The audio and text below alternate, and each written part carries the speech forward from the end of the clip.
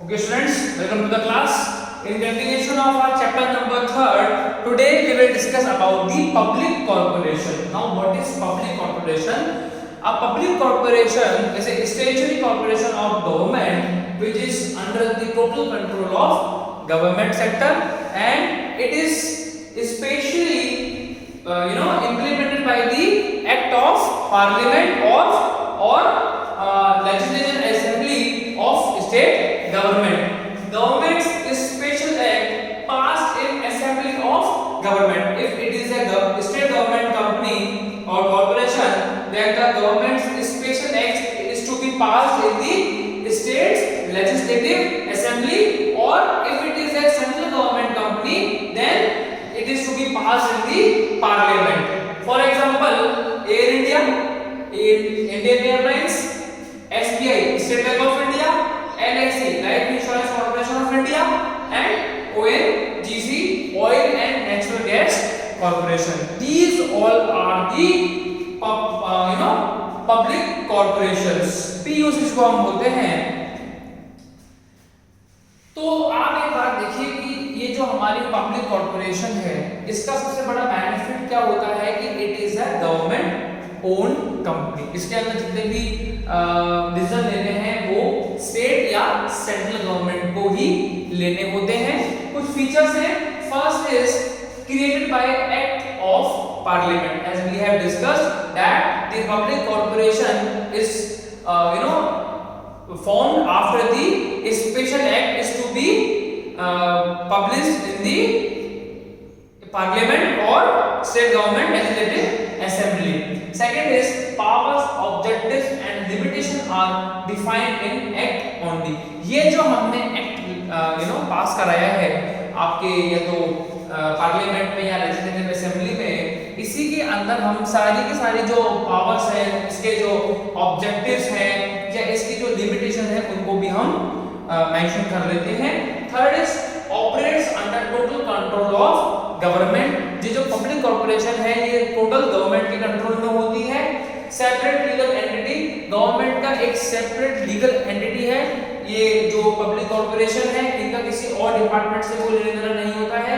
SBI जो है वो एक इंडिपेंडेंट गवर्नमेंट का पब्लिक कॉर्पोरेशन है जो बैंक इंडिया का है. एसबीआई हमारा, ऐसे एयर इंडिया है, एयर इंडियन एयरलाइंस है, एलआईसी है.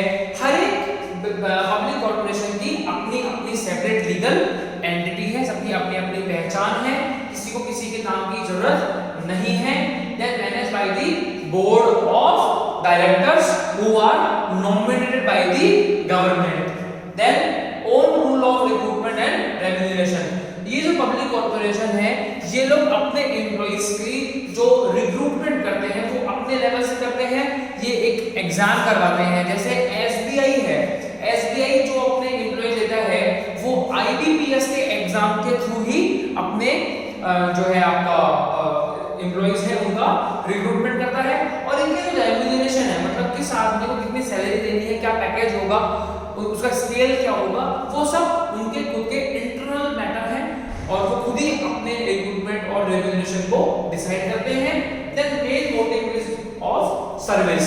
ये जो पब्लिक कॉर्पोरेशन है इनका जो मेन मोटिव है वो क्या होता है, just to provide service to the general public. General public की मदद करना ही इन लोगों का क्या होता है, मेन ऑब्जेक्टिव होता है. देखिए एसबीआई है, एलआईसी है, आपको पता है ये गवर्नमेंट कंपनी है. ये लोग खुद के बेनिफिट के लिए कोई काम नहीं करते हैं.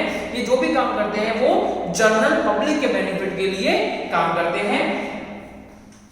कुछ मेरिट्स हैं, एडवांटेजेस हैं. First is administrative autonomy. ये जो पब्लिक कॉर्पोरेशन की जो भी कंपनी है उनके अंदर क्या होती है, एडमिनिस्ट्रेटिव की ऑटोनॉमी होती है. मतलब ये खुद के डिसीजन अपने आप ले सकते हैं because government has nominated the board of directors who will take decision in respect to their public corporation, and hence it is a separate legal entity.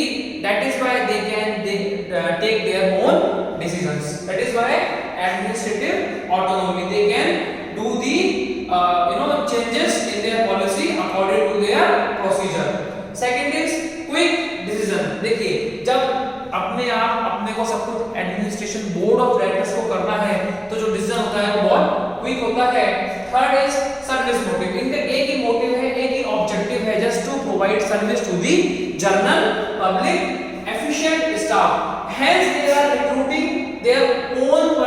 Eight their own level, अपने level से अपने according जिन लोगों को उनको recruitment करना है, या ये कहिए कि जिस तरह के एम्प्लॉयज उनको चाहिए तो वो खुद रिक्रूटमेंट करते हैं, तो उनका जो स्टाफ होता है वो बहुत एफिशिएंट होता है, बढ़िया होता है। Professional management, as they want to hire the professionals in their banks, they can recruit the professionals. Like if they want to appoint a CA, then the banks are totally in the power to appoint their CA at their own level.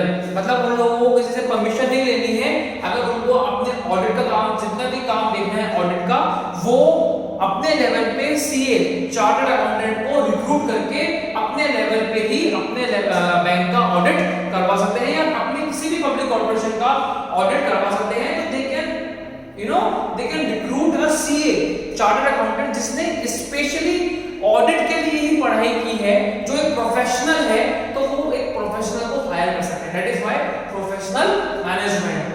Then कुछ इसकी disadvantages भी हैं, demerits हैं। First is autonomy on paper only. देखिए हमने क्या पढ़ा, created by the act of parliament, मतलब मिनिस्टर्स का या गवर्नमेंट ऑफिशियल्स का ऑटोमेटिकली एक रोल इस कंपनी के अंदर या कॉर्पोरेशन के अंदर होता है। तो ये जो ऑटोनॉमी ऑफ एडमिनिस्ट्रेशन है ये सिर्फ पेपर्स पे होता है, बाकी जो पूरा इनके ऊपर एक कंट्रोल कह लीजिए वो मिनिस्टर्स का ही होता है। Second is lack of initiatives. देखिए किसी को इनिशिएट मतलब अपने लेवल पे काम करने की यहाँ पे ऑटोनॉमी नहीं होती है। क्यों? क्योंकि आपको वही काम करना है जो इनके रूल्स एंड रेगुलेशंस में पहले से प्रेस्क्राइब्ड है, या ये कह लीजिए जिस तरीके से ये काम करना चाहते हैं आपको काम उसी अकॉर्डिंग करना है। आप अपने हिसाब से किसी भी तरह की पॉलिसी में कोई चेंजेस नहीं कर सकते, और ना ही आप अपने लेवल से कोई नया काम स्टार्ट कर सकते हो। Third is rigid structure. इनका जो स्ट्रक्चर होता है of working that is very rigid. Rigid का मतलब क्या होता है, जिसके अंदर आप अपने अकॉर्डिंग चेंजेस नहीं कर सकते। And the fourth is unfair practices. ये देखिए पब्लिक कॉर्पोरेशन अपने लॉस को बचाने के लिए जनरल पब्लिक से भी एक्स्ट्रा पैसा चार्ज कर लेते हैं। दैट इज अनफेयर प्रैक्टिसेस, मतलब कि ये धोखे से लिया हुआ पैसा जो होता है वो अनफेयर प्रैक्टिसेस में इंक्लूड हो जाता है। तो जो पब्लिक कॉर्पोरेशन है वो खुद के घाटे को रिकवर करने के लिए जनरल पब्लिक से गलत तरीके से कोई भी तरह की पेनल्टी वगैरह लगा करके पैसे को रिकवर कर लेते हैं। तो these are the public corporation features, merits and demerits. Thank you.